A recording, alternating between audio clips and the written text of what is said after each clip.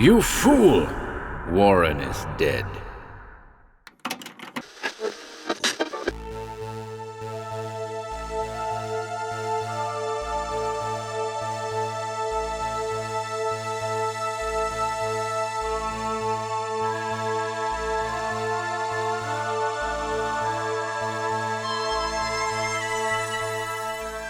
Welcome to HorrorBabble. The Empire of the Necromancers is a Zothique Cycle story by Clark Ashton Smith, first published in the September 1932 edition of Weird Tales. An endless army of plague-eaten bodies, of tattered skeletons, poured in ghastly torrents through the streets of the city. Thanks to our patrons on Patreon for selecting this as our second Zothique recording. And without further ado,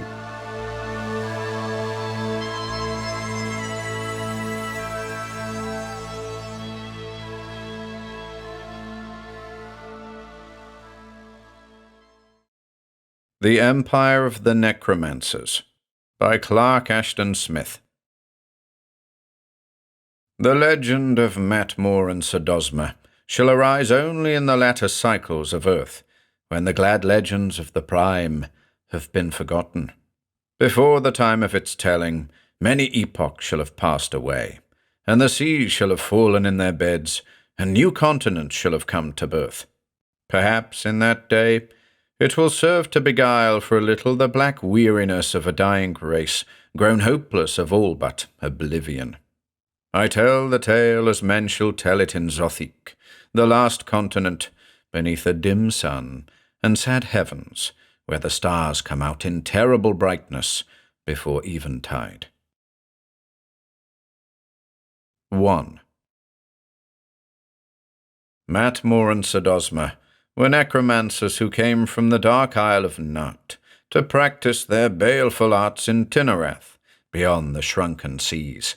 But they did not prosper in Tinnereth, for death was deemed a holy thing by the people of that grey country, and the nothingness of the tomb was not lightly to be desecrated, and the raising up of the dead by necromancy was held in abomination. So, after a short interval, Matmore and Sodosma were driven forth by the anger of the inhabitants, and were compelled to flee towards Sincor, a desert of the south, which was peopled only by the bones and mummies of a race that the pestilence had slain in former time. The land into which they went lay drear and leprous and ashen below the huge, ember-coloured sun. Its crumbling rocks and deathly solitudes of sand would have struck terror to the hearts of common men, and since they had been thrust out in that barren place without food or sustenance, the plight of the sorcerers might well have seemed a desperate one. But, smiling secretly, with the air of conquerors who tread the approaches of a long-coveted realm, Sodosma and Matmore walked steadily on into Sincor. Unbroken before them, through fields devoid of trees and grass, and across the channels of dried-up rivers, there ran the great highway by which travellers had gone formerly between Sincor and Tinnereth. Here they met no living thing, but soon they came to the skeletons of a horse and its rider, lying full in the road, and wearing still the sumptuous harness and raiment which they had worn in the flesh. And Matmore and Sodosma paused before the piteous bones, on which no shred of corruption remained, and they smiled evilly at each other. "The steed shall be yours," said Matmore, "since you are a little the elder of us two, and are thus entitled to precedence. And the rider shall serve us both, and be the first to acknowledge fealty to us in Sincor." Then, in the ashy sand by the wayside, they drew a threefold circle, and standing together at its centre, they performed the abominable rites that compel the dead to arise from tranquil nothingness, and obey henceforward in all things the dark will of the necromancer. Afterward, they sprinkled a pinch of magic powder on the nostril holes of the man and the horse, and the white bones, creaking mournfully, rose up from where they had lain, and stood in readiness to serve their masters. So, as had been agreed between them, Sodosma mounted the skeleton steed and took up the jeweled reins, and rode in an evil mockery of death on his pale horse, while Matmore trudged on beside him, leaning lightly on an ebon staff, and the skeleton of the man, with its rich raiment flapping loosely, followed behind the two like a servitor. After a while, in the grey waste, they found the remnant of another horse and rider, which the jackals had spared, and the sun had dried to the leanness of old mummies. These also they raised up from death, and Matmore bestrode the withered charger, and the two magicians rode on in state like errant emperors, with a lich and a skeleton to attend them. Other bones and charnel remnants of men and beasts to which they came anon were duly resurrected in like fashion, so that they gathered to themselves an ever-swelling train in their progress through Cincor. Along the way, as they neared Yethlirium, which had been the capital, they found numerous tombs and necropoli, inviolate still after many ages, and containing swathed mummies that had scarcely withered in death. All these they raised up and called from sepulchral night to do their bidding. Some they commanded to sow and till the desert fields and hoist water from the sunken wells. Others they left at diverse tasks, such as the mummies had performed in life.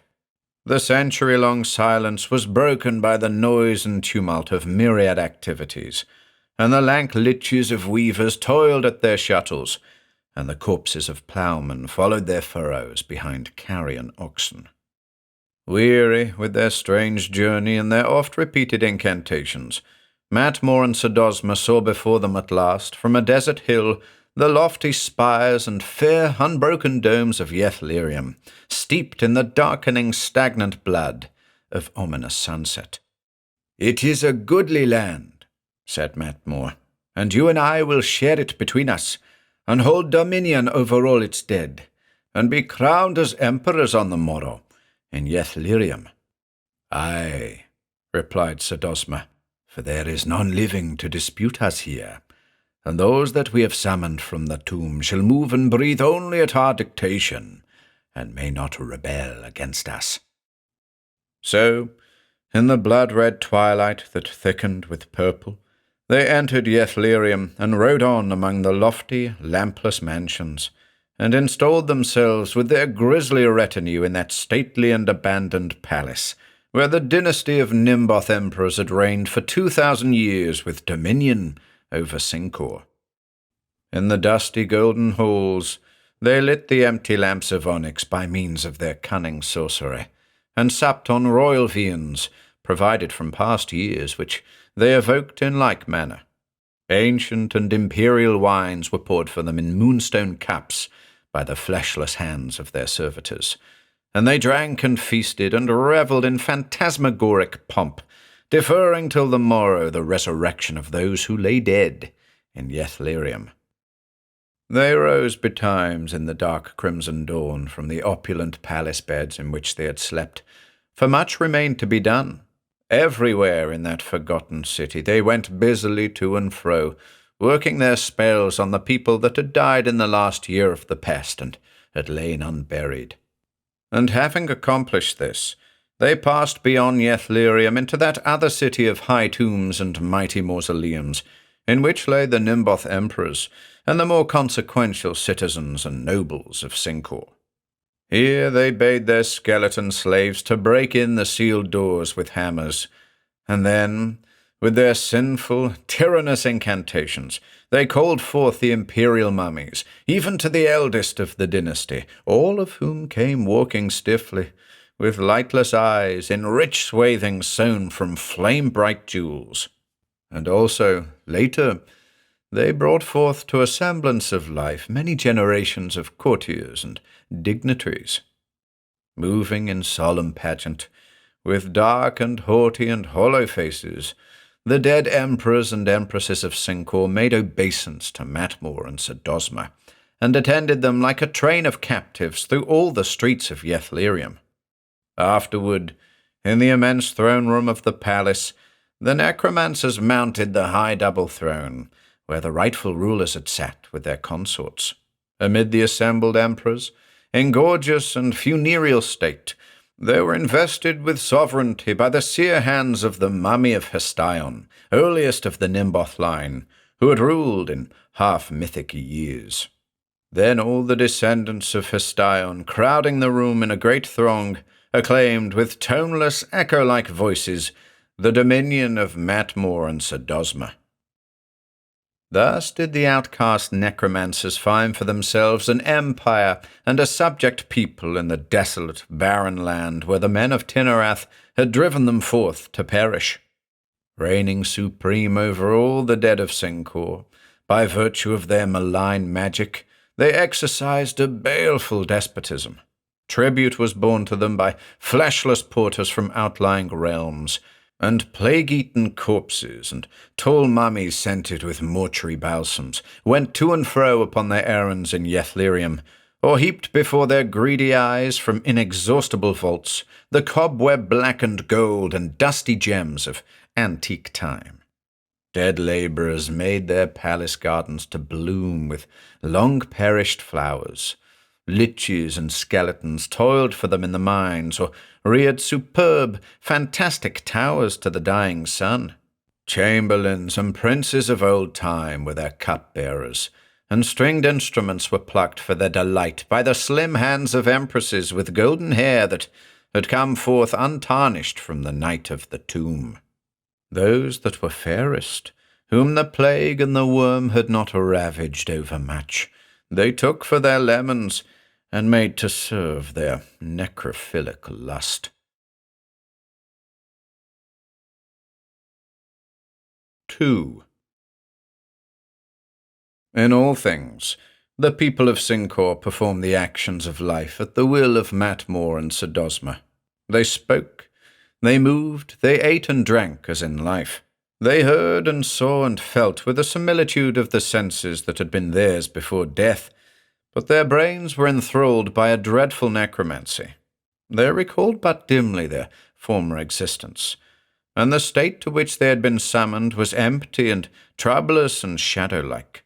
Their blood ran chill and sluggish, mingled with water of Lethe, and the vapours of Lethe clouded their eyes.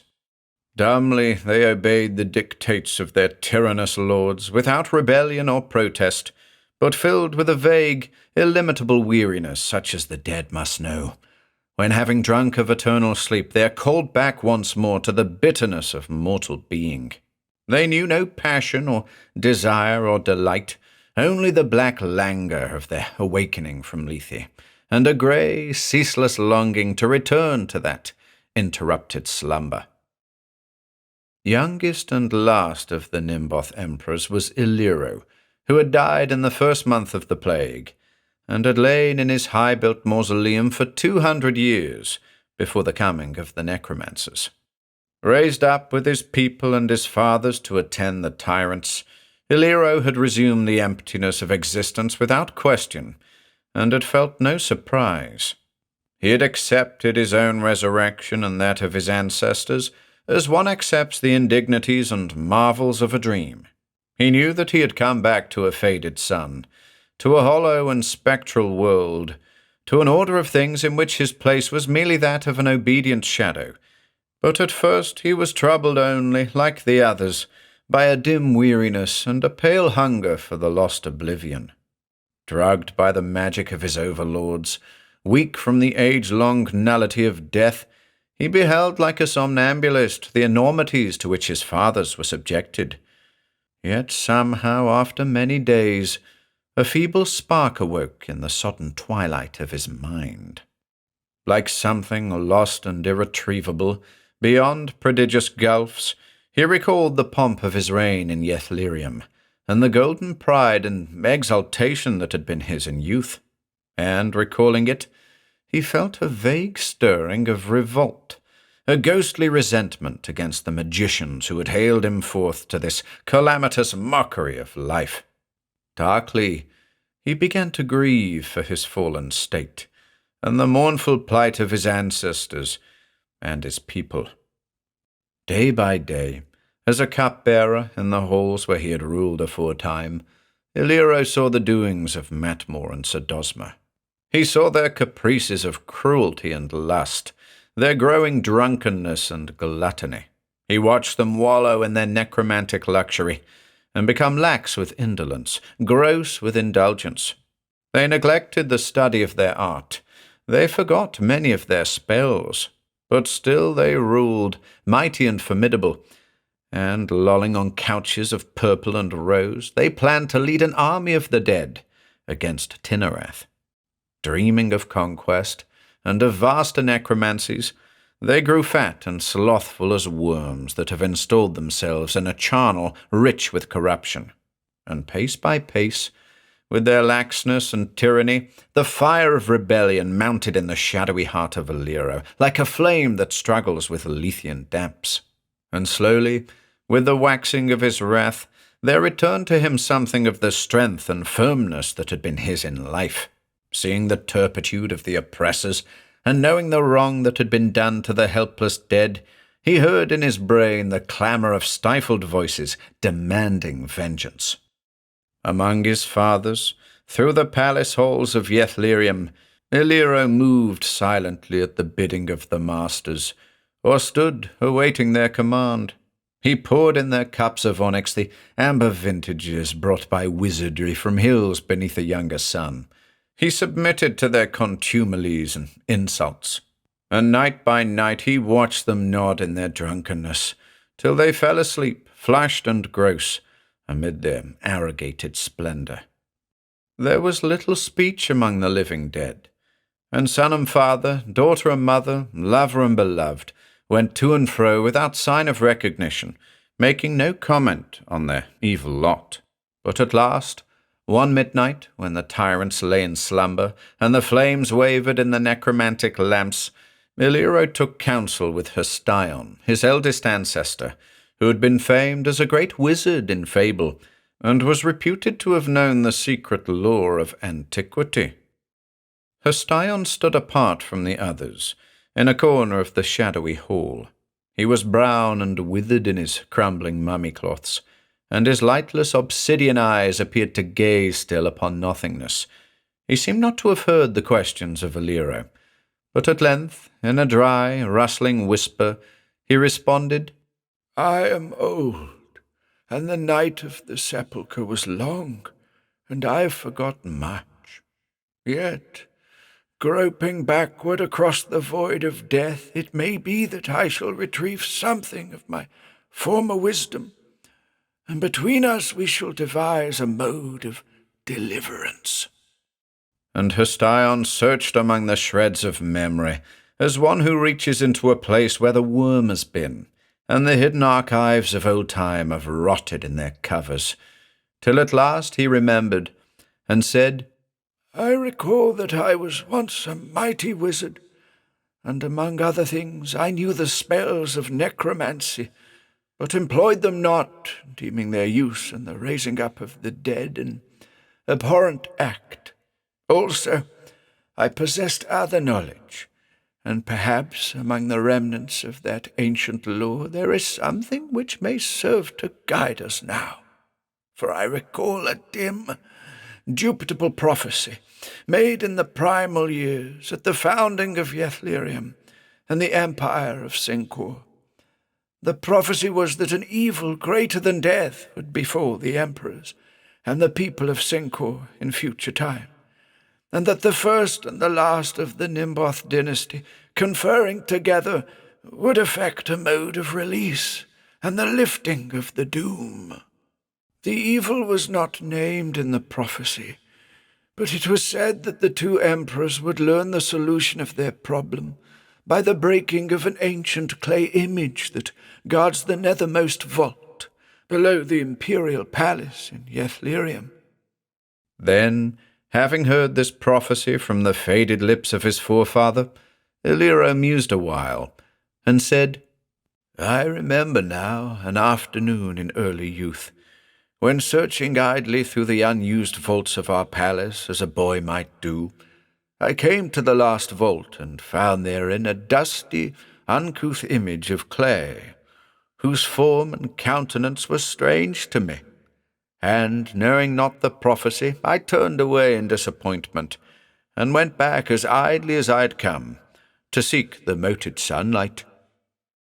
Then, stealing away from their heedless kinfolk and carrying jewelled lamps they had taken from the hall, Hestion and Alira went downward by subterranean stairs beneath the palace, and, threading like implacable furtive shadows the maze of nighted corridors, they came at last to the lowest crypt. Here, in the black dust and clotted cobwebs of an immemorial past, they found, as had been decreed, the clay image, whose rude features were those of a forgotten earthly god. And Aliro shattered the image with a fragment of stone, and he and Hestion took from its hollow centre a great sword of unrusted steel, and a heavy key of untarnished bronze, and tablets of bright brass, on which were inscribed the various things to be done, so that Cincor should be rid of the dark reign of the Necromancers, and the people should win back to oblivious death. So, with the key of untarnished bronze, Aliro unlocked, as the tablets had instructed him to do, a low and narrow door at the end of the nethermost vault, beyond the broken image, and he and Hestion saw, as had been prophesied, the coiling steps of sombre stone that led downward to an undiscovered abyss, where the sunken fires of earth still burned. And leaving Aliro to ward the open door, Hestion took up the sword of unrusted steel in his thin hand, and went back to the hall where the necromancers slept, lying asprawl on their couches of rose and purple, with the wan, bloodless dead about them in patient ranks. Upheld by the ancient prophecy and the lore of the bright tablets, Hestion lifted the great sword and struck off the head of Matmore and the head of Sodosma, each with a single blow. Then, as had been directed, he quartered the remains with mighty strokes, and the necromancers gave up their unclean lives and lay supine without movement, adding a deeper red to the rose and a brighter hue to the sad purple of their couches. Then, to his kin, who stood silent and listless, hardly knowing their liberation, the venerable mummy of Hestion spoke in seer murmurs, but authoritatively, as a king who issues commands to his children. The dead emperors and empresses stirred like autumn leaves in a sudden wind, and a whisper passed among them, and went forth from the palace, to be communicated at length by devious ways to all the dead of Cincor. All that night, and during the blood-dark day that followed, by wavering torches or the light of the failing sun, an endless army of plague-eaten liches, of tattered skeletons, poured in a ghastly torrent through the streets of Yethlerium, and along the palace hall, where Hestion stood guard above the slain necromancers. Unpausing, with vague, fixed eyes, they went on like driven shadows to seek the subterranean vaults below the palace, to pass through the open door where Aliro waited in the last vault, and then to wend downward by 1,000,000 steps to the verge of that gulf in which boiled the ebbing fires of earth. There, from the verge, they flung themselves to a second death and the clean annihilation of the bottomless flames.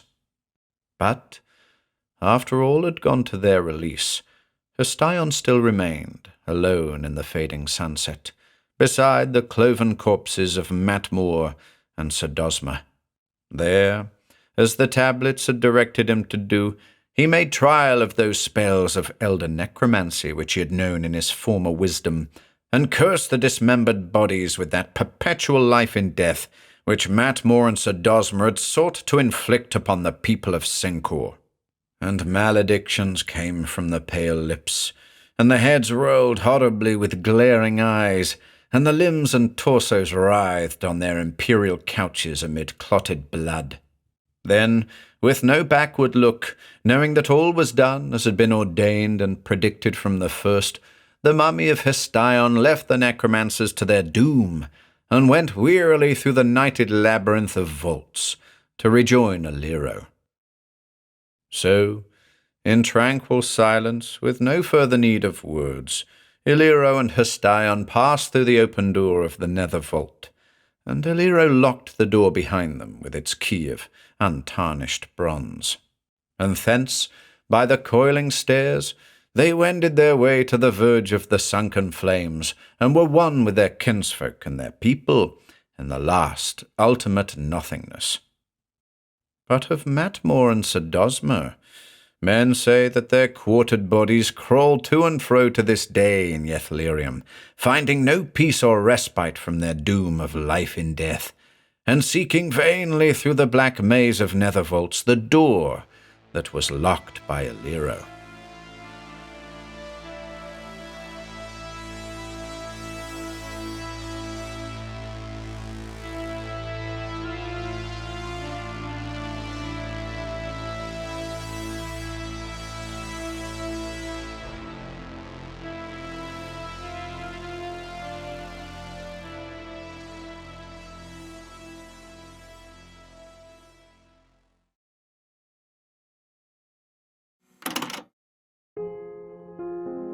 If you enjoyed listening today, be sure to subscribe to the channel by hitting the red subscribe button below. After doing so, click the bell icon next to the subscribe button to receive new content notifications. If you'd like to support our work and receive exclusive perks, consider becoming a channel member by clicking the join button below. To support us in other ways, see the video description for links to our Bandcamp and Patreon pages, our merch store over at Teespring, and further information relating to our releases on Audible, iTunes, and Spotify. And until next time.